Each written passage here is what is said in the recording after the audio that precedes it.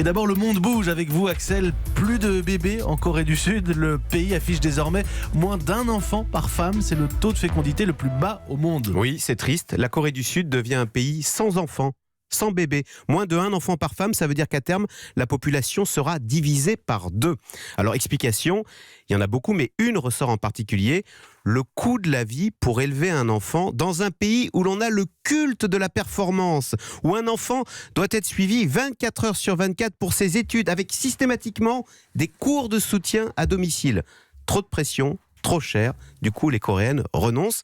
Et on a d'ailleurs un peu le même phénomène en Allemagne, figurez-vous, qui affiche également l'un des taux de natalité les plus bas au monde, avec moins de 1,4 enfants par femme. Car en Allemagne, eh bien, c'est mal vu, dit-on, d'avoir des enfants et de travailler.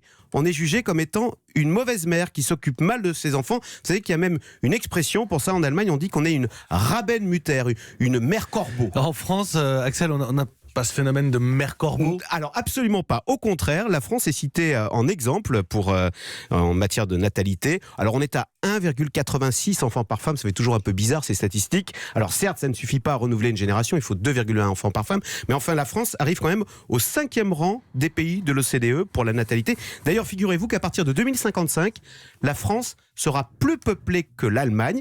Car chez nous, contrairement à l'Allemagne, c'est plutôt bien vu pour une femme d'avoir des enfants et de travailler. C'est une femme active dans le vent. Alors même si c'est vrai, ça n'est pas toujours facile de concilier les deux. Clairement. Voilà, de ce point de vue, on peut citer en exemple les pays scandinaves où les hommes sont plus présents à la maison et s'occupent davantage des enfants avec à la clé plus de bébés. La Suède figure ainsi dans le peloton de tête des pays de l'OCDE, juste derrière la France.